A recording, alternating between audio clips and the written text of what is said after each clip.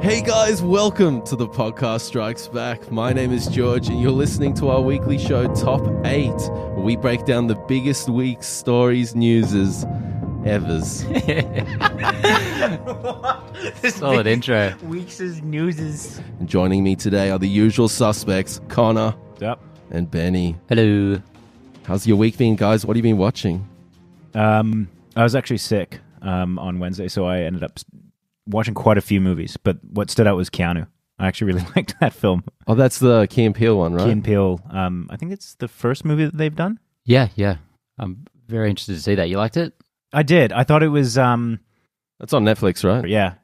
I only watch films. They come up on Netflix. It was pretty cool. Same. Yeah, it was good. Speaking of Netflix, I just watched the first episode last night of Marvel's Iron Fist. And how's that? I was a bit trepidatious getting into it, given the reviews have been pretty damning. This is by far the worst reviewed MCU property by a wide margin. It's the only one that's been negatively reviewed. It's the only thing they've got that's rotten. It's Incredible Hulk has 60-something%, for God's sake, on Rotten Tomatoes. And I unfortunately don't have much good to say about it. Again, I've only seen the first episode, but the idea of going through another 12 is a bit daunting at this point. Damn. Well, something that I think got an amazing beginning to the series is Dirk Gently. I've watched the first 2 episodes of that, and I'm absolutely loving it. I think you're really seeing Max Landis at his best here. I think I pumped through that in one sitting. Yeah, it's one of those series that I just kind of started and was like, oh, well, this is the next 12 hours for me. I haven't seen it. I didn't realize it was a Max Landis written. Created by. Okay, cool. He's a very divisive figure. Do you guys like the series, though? Oh, loved it. It's got a very British flavor, and I looked up after I'd watched those episodes. It was a co-production between Netflix and BBC America, and you can feel that it's very Douglas Adams. It's very quirky and very dark humor as well. I'll have to check it out if I don't neck myself watching Iron Fist. Yeah. Good luck, man. If Ben's here for the next podcast, you'll know he's made it through. Not that bad. All right, well, let's move on to our top 8. Number 1 is the new Matrix reboot. Warner Bros. Announced it that they're in the early stages of producing a new film in the Matrix franchise. Now, most people thought when they first heard this news that this was going to be a complete reboot, but it's been since confirmed that it's not a reboot, it's a continuing of the franchise. Yeah, Zach Penn tweeted, all I can say at this point is no one could or should reboot the Matrix. So that's a good sign. Yeah, that's definitely the right idea. I'm glad they came right out straight away and tried to correct this after a million articles were written about this Michael B. Jordan reboot of The Matrix. Well, they didn't say it's not a reboot. They just said that they shouldn't do it. And if we know anything, studios love doing things that they shouldn't do. Yeah, I guess. I hope they don't do that. But if they go the sequel route, I think that's a great option. I think the best scenarios where you get a reboot are, 20, 30 years later. And the Matrix was, 99? So 18 years ago. So that film is so groundbreaking still. It still looks amazing. It holds up. Like, if they went for a reboot, I would have been really, really pissed. But they're doing the sequel, and I think there's a lot of opportunities there for world building. And have they said anything about continuing any of the original characters? No, I don't think there's any information like that out. There's nothing on cast. Yeah. This is one franchise, though, really, where I wouldn't mind seeing some more in that world. I think it could really sustain it. I mean, we have seen spin-offs in the past. Georgie, you were just talking earlier about the Animatrix. Yeah, and there's that one in the Animatrix, the 2-parter, where it shows you the whole history of how the machines came into power and how robots became part of everyday life, and then it's so many opportunities for more material like that to just further enhance the first Matrix film.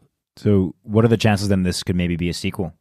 Yeah, it's going to be something like that. And I was thinking about it in Matrix Revolutions with the architect. Mm-hmm. And I went back and looked on the Wikipedia article. I remembered him talking about repetition and how Neo was the 6th incarnation of... That leaves a lot of room to explore. There's another one, maybe Michael B. Jordan's another character that is unlocked to this notion of the Matrix. And if it's done correctly, I think it'd be a good addition to the franchise. Well, I mean, I would say below 50% are actually good. Yeah. Out of the three, well, yeah. All right. Well, good point. you're a bit of a Revolutions. I think Revolutions is amazing. Not necessarily in the same league as The Matrix or even as the same sort of thing, but I really think it's a fantastic film. Why, Ben? Why do you think that?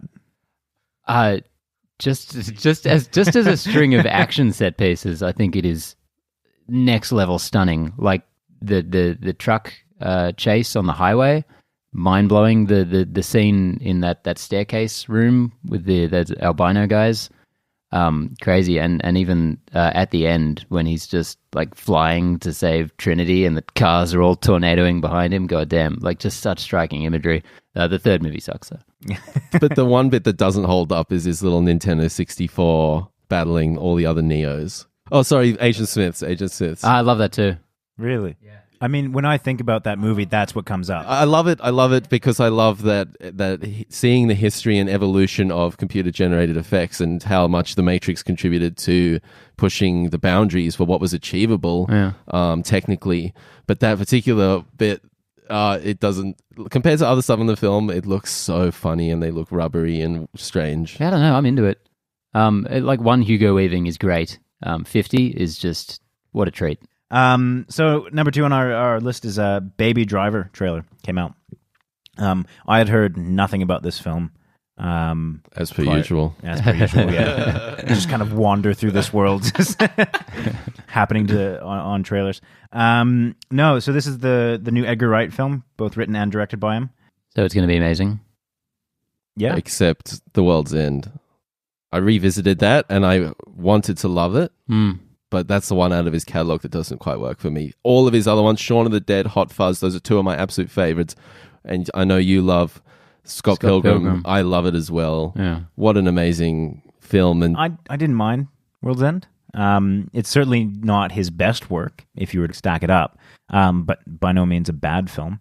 I haven't watched it since the cinema. I remember being disappointed. Definitely not disliking it, but not falling in love with it. Like everything else he's done is a 10 or 11 out of 10 for me. Agreed. And I think that's probably what that movie suffered from. Definitely. It might have just been that movie could have never been good, because if you go from Shaun of the Dead then to Hot Fuzz, where do you go from there? That you've hit the nail on the head twice out of 3 times. I just think that's it's near impossible to get that right.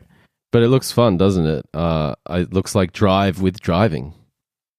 It looks like Drive with, plot and movement and pacing. And I'm seeing some James Dean elements with his car and his look. The actor. Ansel Elgort, is that it? Ansel, I don't know. Let's go with that. Doesn't that sound like a bartender in a Star Wars, Coruscant? Well, he was up for the role for Han Solo.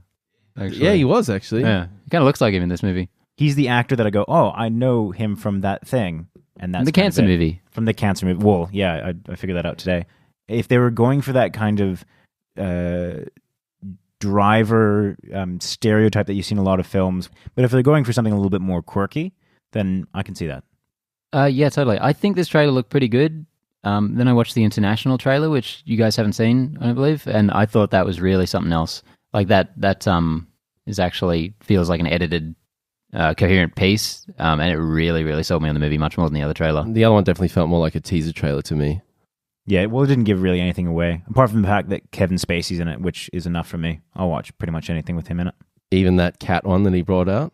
Will you watch that one, Connor? What cat one? 9 Lives, is it called? No, it 9 didn't. Lives. That's not a real thing. It's that doesn't exist. Moving on. Number 3, we've got the new Transformers trailer also dropped. Yeah, so speaking of things that studios shouldn't do, another Transformers film. Milk it until there's nothing left. Oh, God. What is this movie about? I don't know. Like, it's called The Last Night. Some of the trailers focus on Optimus Prime being a bad guy now or something. And some of them, it's like King Arthur's in some of them.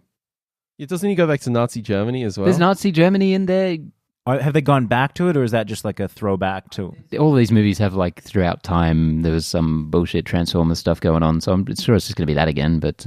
I mean, the new trailer didn't give us anything. Like, more explosions, more kind of big set pieces. The thing that kind of bothered me about this film is that it looked as though it was comprised at a board meeting where people were like, how do we connect with the youth of today? Well, we'll give them a female protagonist doing a monologue. We'll just really kind of beat them over the head with it. And then we'll put in some, funny thing. Millennials love funny things. I mean, yeah, it just did not seem like a coherent trailer. It's such a shame to see this once great franchise brought low like this. I had such high hopes for the fifth movie. Once great franchise. I'm kidding. They're all shit. Everyone likes to say, oh, no, the first one was good. Then they turned to shit. They're all exactly the same level of garbage. No, I think... No, Connor loves the I first think one, the right? fourth one is a special brand. Oh, no, actually, I completely agree. The fourth one was a new low. No. Nothing will beat the second one. That is... I think the fourth one is way worse. I wanted to blow my brains out in the cinema. I recently did a marathon where... over the course of about 2 weeks, I watched 1 to 4. I fucking hate Wow. Oh, I hadn't watched it. Like, I mean, I wanted to see robots fight, and they all have. Each movie, admittedly, has little gems in them. Oh, in terms of like industrial light and magic stuff, spectacular. Amazing. There's some amazing stuff in there. They all have little moments that I enjoy. So I kind of think I blocked everything out and was like, oh, I'll watch these again to relive some of those moments. It's not worth it. It's so not worth it. Of course. I could have told you that, and you would have saved yourself 2.5 hours times by 4. But I don't trust hours. your taste in movies, so I wouldn't have. Listen, at least we've got baby Dinobots in this one. So we'll all be all right. And Mark Wahlberg speaking to the T-Rex thing. Cade Yeager. Is that his name? Yeah. He's a nutty professor, crazy inventor, Cade Yeager. I just imagine Mark Wahlberg walking in the first day and be like, I'll do this movie, but I want to pick my own name. I'm going to be called Cade Yeager. That's the second Star Wars name we've had in this podcast. So we've got Ansel Elgort. And now Cade Yeager. Cade Yeager. Let's see that spin-off. Let's get some more Star Wars names out there, guys. So moving on to number 4, we've got a Venom standalone film announced by Sony. And one of the interesting things is that yeah. Just when things were looking good for Sony. Yeah, I love how they're like, we can really milk this. Let's, we don't need MCU, because this is the thing that they said last year about it, was that it would be a standalone Sony film, not as a part of MCU.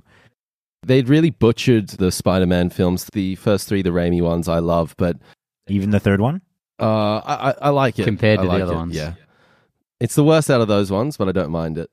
But I thought when they partnered up with Marvel and entered the MCU with Tom Holland's Spider-Man, I was feeling really good. And Marvel was taking creative control of the project and the properties, and I've been really excited. And now I feel like this is really going to muddle everything up. I don't know how Sony's kind of fucked this up. Marvel basically went to them and be like, would you like us to print money for you? And Sony's like, yes, we would. Just sit down and shut up. And we'll take care of it from here. Let us that easy. Do the work. Yeah. Whatever they're doing, I don't know what conscious decisions they're making, but it seems very counterproductive to me. It's hard to say without knowing entirely how this is going to fit into everything. Like, if it's part of the MCU or not, I don't know. I think maybe what they're angling for is like their own Deadpool sort of thing. With Venom. With Venom, absolutely. Who's traditionally a wisecracking bad guy. He's not. Yeah. Isn't he pretty sort brutal? Of is. He is, but he's... Yeah, Carnage and Venom? Yeah, but there's a lot's been done with Venom in the comics since, we were kids. There's an anti-hero version now, so he's kind of a good guy. But anyway, I honestly think that's what they could be looking at, because it proved very lucrative for Fox going that way. Maybe they could be looking for a lower budget, R-rated, sort of violent anti-hero film. I mean, I'd be interested in it. But I also... Yep, I've solved their problems. Go me.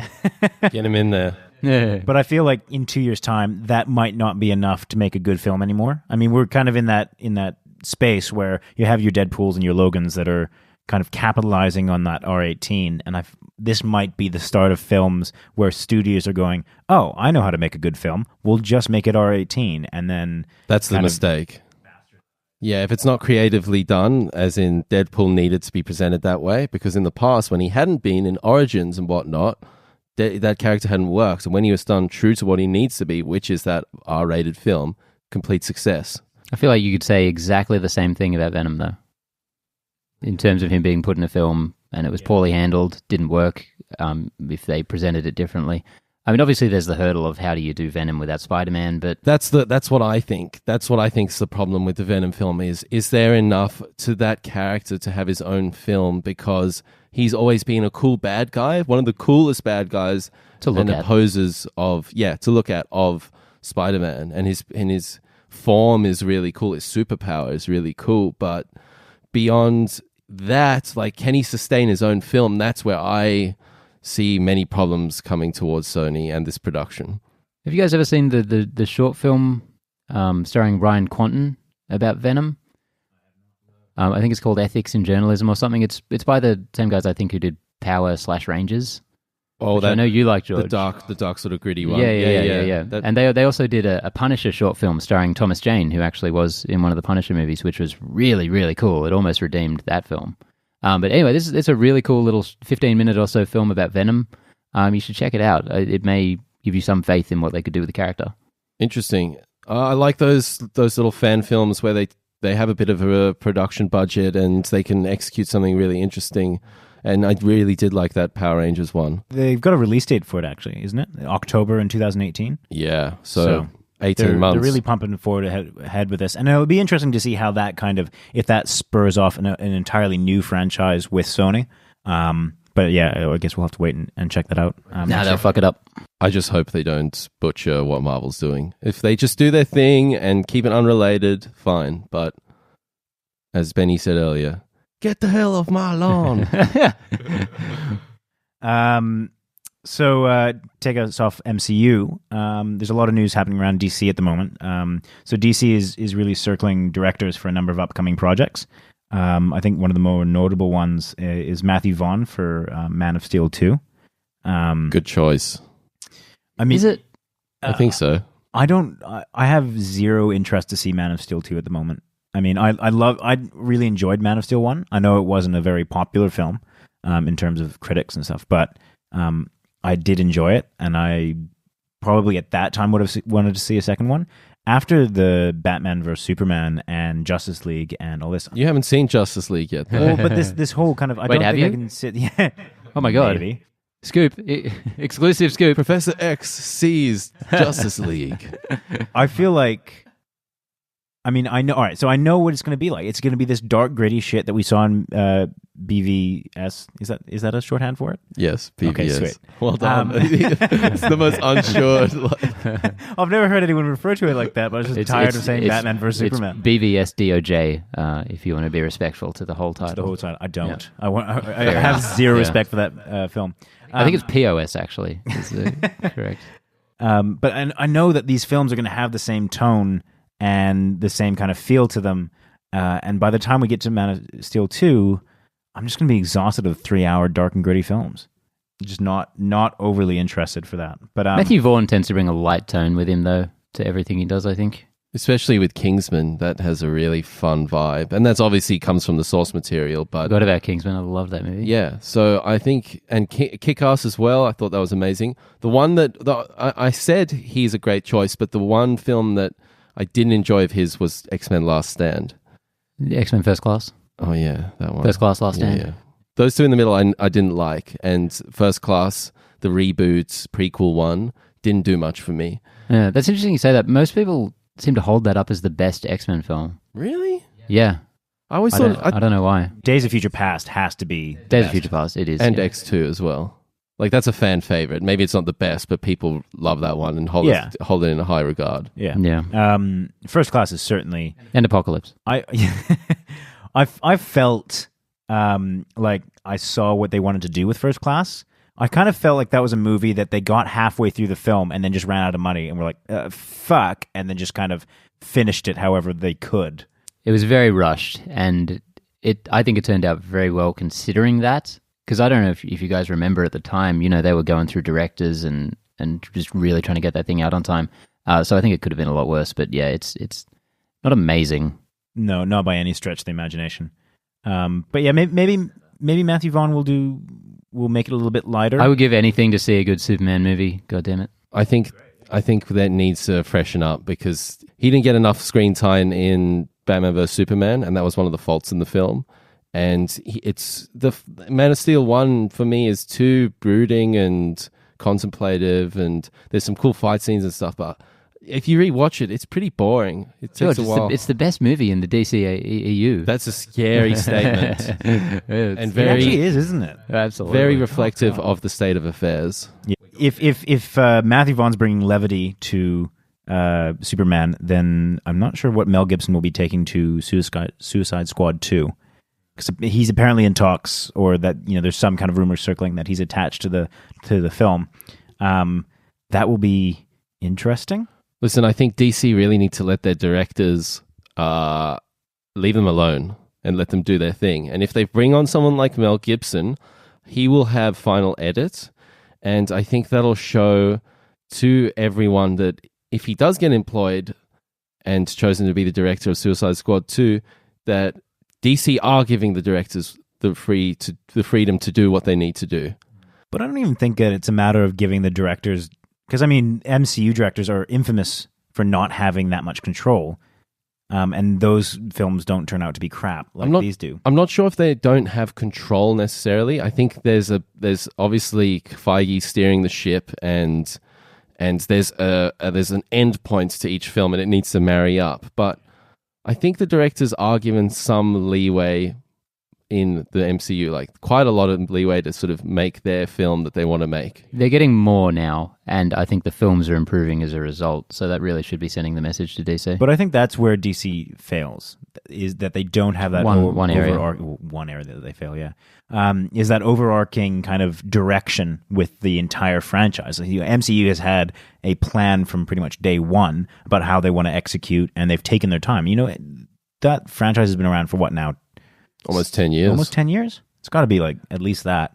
It feels like longer. It feels like they've been at this for centuries. I can't believe I had a life before the MCU. But yeah, so Dawn of Justice or any of the DCU films felt like they were super rushed. They were like, oh, look at Marvel doing all this. Let's try and do what they did in about 6 years of bringing this kind of up to where it is now. We can do that in one movie, can't we? Connor, it's the DCEU. Please get it right. Show some respect. Again, I will respect that franchise when they respect us. The only film that Marvel hasn't delivered on a release date on is Inhumans. That's the only film that they've changed a release date on. Yeah. How many have DC announced, withdrawn, changed? Just yesterday, Aquaman's been pushed back 2 months. There you go. I saw that, yeah. Yeah. I'm not upset about it. 2 months. What the heck, man? Apparently it's because of Star Wars, isn't it? No, it's because Avatar opened up the spot. Yeah. So they decided to move into it. And Han Solo remains in May. That's some big shoes to fill. Aquaman's like, I'm like, oh yeah, I can do that. But Aquaman, I think, is actually coming along looking better than anything else they're doing at the moment. Again, really? That's not saying much. No, I know, but it's just funny that one is the one that seems to have had the least behind-the-scenes trouble, like by a wide margin. In James Wan, we trust. Yeah, totally. I love his films, and Conjuring 2 is awesome. Oh, such a good film. Absolutely love that. We'll see some cool Poseidon adventures, hopefully. And the other one that we have is Nightwing. Is actually, apparently, Chris McKay is attached to that now. Yep, the director of the Lego Batman movie, which we're still yet to get in Australia. God damn it, but looks awesome. I really want to see that. Yeah, so it looks like this might be their attempt at doing a lighter film, which I guess The Flash probably is also, but they just keep fucking up on that one. Maybe they've caught on. I hope they don't go like the complete other direction now. Like the next Matthew Vaughn Superman one is going to be a comedy. But doesn't Nightwing need to be a bit sort of tragic in a way? No, Nightwing's he's like their Spider-Man. Is he pretty upbeat? Yeah, I mean, Spider-Man's tragic as well. But yeah, no, he's really, as a character, he's very, wisecracking, and he's Batman without all the brood. But he's moved away from Batman. He was once Robin, and so there's there's a complexity there to the character that's interesting. Yeah. So presumably in this film, he'd be Dick Grayson, the original Robin, because we know one of the Robins is dead in this universe. That would be Jason Todd, I imagine. Yeah. And so yeah, this would be the Dick Grayson, the Robin who flew the nest. And then he will overtake Ben Affleck when he goes, "See ya." Like 6 months from now. I will put $100 on it right now that's going to happen. So has he officially gotten out of the new Batman film? No. Do you think he will star in it? I think he'll star in it, but I will say in the next 3 years we will have a new Batman announced. Yeah. In the next 3 years. That'll take really the cow. taking some risks there, George. Sometime in the future, I predict that Ben Affleck will no longer be Batman. But it takes a long time for these films to get produced. Practically a fortune teller. Listen, give me a date. A date. Year and a half from now. Okay, here we go. After the standalone Batman film comes out... He's done. That's his last one? Okay, that's a reasonable... Sweet. You think it's in his contract? Kill him off in that one? I reckon 100%. I'd love to see Batman properly die. Oh, man, they should have done it in The Dark Knight Rises. Should have. They should have just broken his back and left it at that. Yeah, saved us an hour and a half.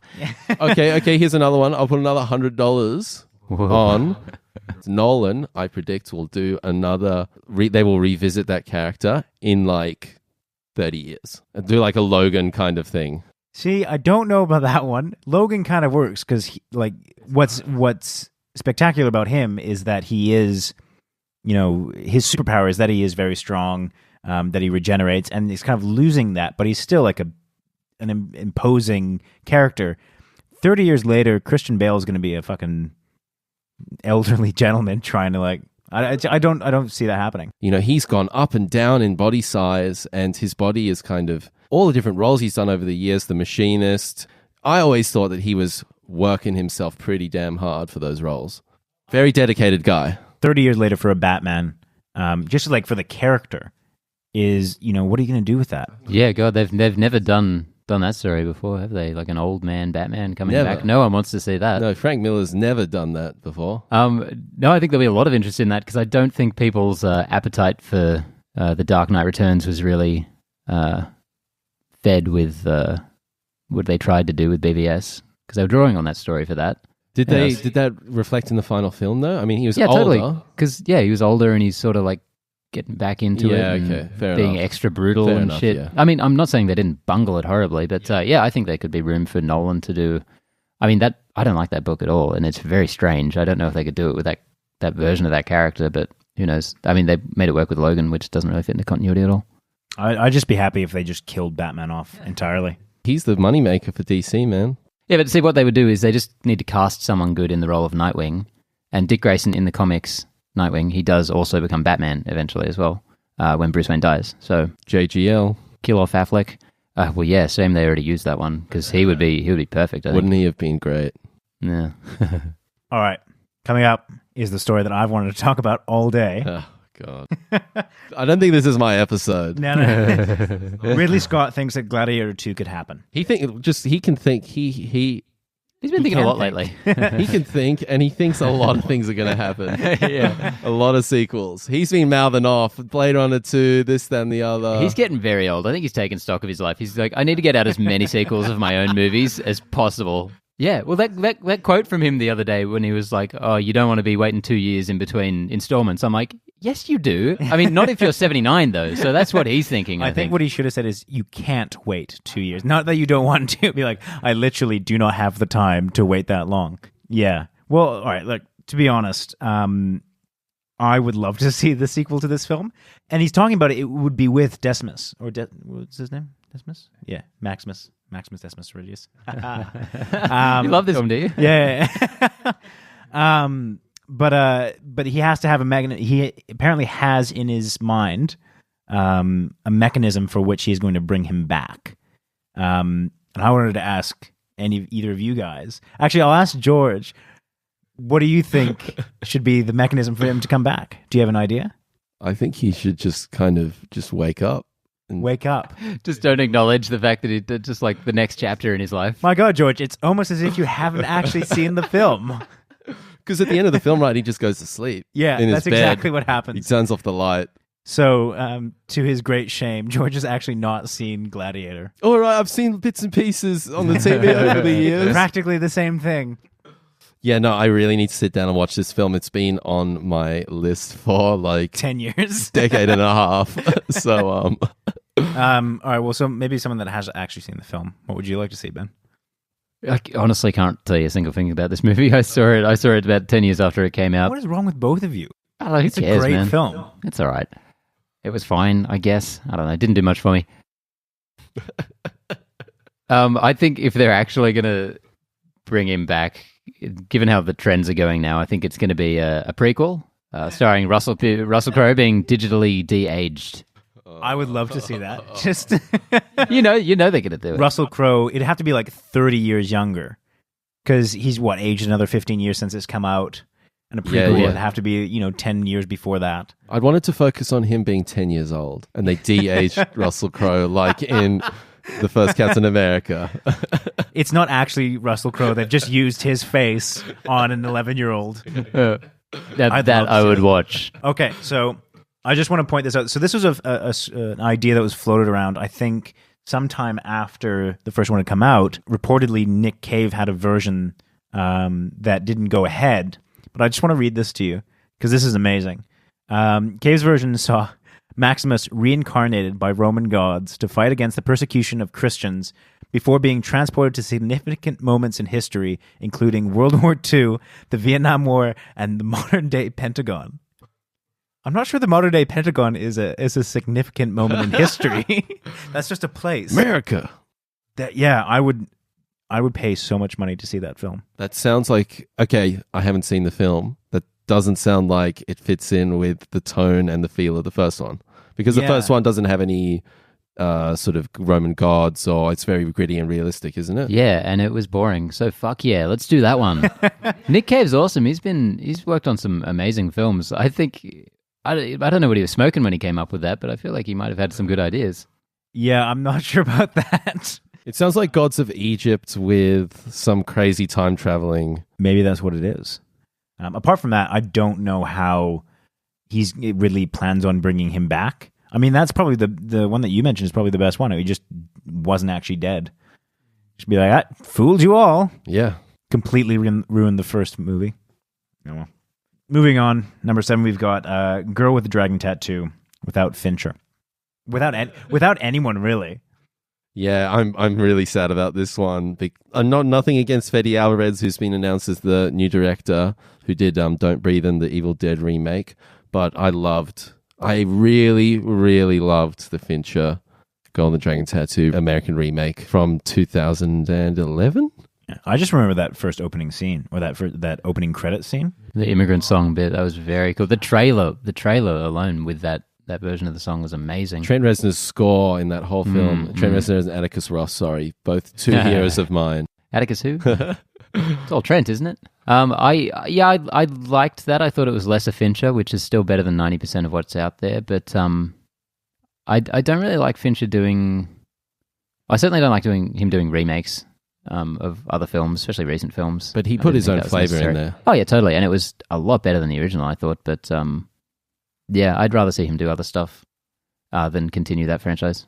I think from watching the Swedish films, I never read the books, but they very much dwindled in returns over the films. They got less interesting. Oh, yeah. The story kind of meandered and went here, there, and everywhere. And that first film had a really nice, complete story, and the mystery in it was great. The books were a little bit like that as well. They kind of dwindled a little bit. I mean, they were all good, but that was kind of mirrored in the Swedish series.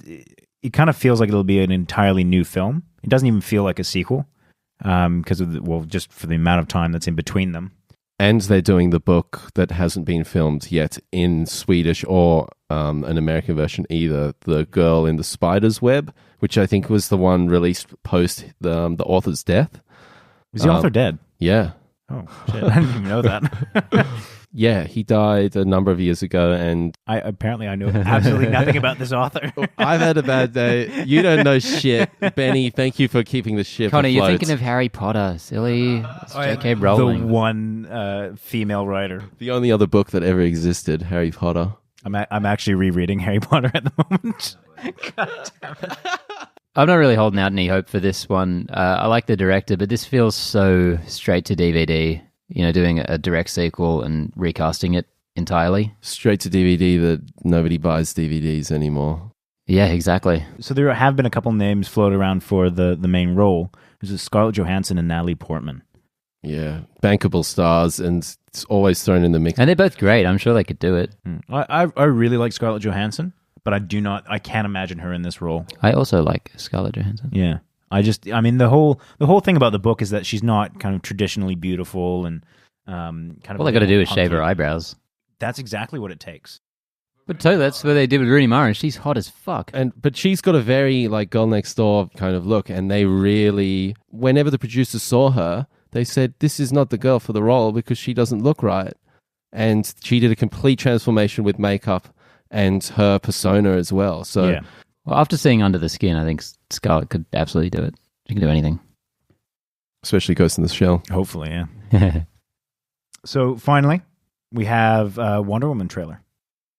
Dun dun dun dun dun dun dun dun dun dun dun. Let's end with a fizzle here. Yeah, that's kind of what this trailer was. It was just a bit of a fizzle. I actually watched it again just before we kicked off this episode, and it was better the second time around. I kind of appreciated the period settings a bit more, and the fact that it wasn't sort of modern day. I think there's some interesting sort of progression with her character over the course of history. But other than that, it looks very by the numbers. I'm not particularly excited. I think I'll probably enjoy it. It reminds me of Captain America, the first one. Yeah, I can see that. Which was, decent. By Marvel standards, at least. I think it looks like they've kind of smashed together the first Thor and the first Avenger. Yeah. But yeah, it just doesn't look too interesting. World War I's an interesting setting. I think we don't really see that on film as much, nearly as much as World War II. But yeah, not much. Do you know the thing that there. really bothered me about the trailer? Was when the logo comes up for Wonder Woman and that theme music plays. Yeah. That bothers me so much because it doesn't belong. Every time I hear that music, it's always out of place. And the only reason that they chuck it in there is because they're like, oh, we need to remind people of who's here. It's super memorable, though. It's got a lot of character. But it would be really memorable if I, did a shit sound every time Batman came up on screen. I like it. It's got flair, and I think it represents Wonder Woman well. I don't love it. It does. It kind of gets you going when you hear it. I think like when you see Wonder Woman on stage, that's what's doing it for you. Oh, damn that music! I don't dislike her. I just really don't think she's proved herself yet, and that's the only thing we've seen her in is Batman vs Superman. So let's not judge too harshly. And this trailer, but I don't think she was any good in that. Everyone said she saved the movie when she showed up. I'm like, I thought she was pretty rubbish. Yeah, I mean, everything in the third act of that movie was horrible, but yeah, I guess no one could have saved it. But I don't know if she's really going to be able to hold this film up. Oh, well, it'll remain to be seen. We've got a few honorable mentions as well this week from other cool little tidbits that came out, including Ridley Scott saying the next Alien film is going to be a sequel to Prometheus and a prequel to Alien Covenant. You picked it, Ben. Well done. The sequel to the prequel. It actually happened. Started as a joke. Now we're here. It's still a joke. So he's actually said this is a prequel to the new Alien film. Yes. This is still amazing. What is he doing? I think he certainly he has to just be some old senile man that they're just going like, yes, Mr. Ridley, we'll do that right away. I've kind of heard that is how it is on his sets. The strange thing with this film is that the Alien films have never been jumping around in time before. They've always been linear. 70 years later, 100 years later, etc., etc. With this one, I think it's just getting too messy. And how do you communicate that effectively in your marketing for the film? And what kind of consequences does this leave for, the upcoming film Covenant? I don't know. He's essentially gone 1, 3, 2. Very confusing. I don't know. Yeah, and what does it matter? I mean, nothing that happened in Prometheus really had any consequences. Exactly. It wasn't even on the same planet as aliens, so it didn't matter. So, Jesus Christ, they should just forget about Prometheus for now. I don't want to get into another argument about Prometheus. I'm just saying, I wouldn't wanna plot-wise... lose either. Wow. Plot-wise, it doesn't seem to have that much bearing on the new film necessarily. God, why does he make it 3 before 2? Why didn't he just make 2? If he's planning ahead so hard. I don't understand. He's I learning. feel like this He's could learning. go on for about 20 minutes just on itself.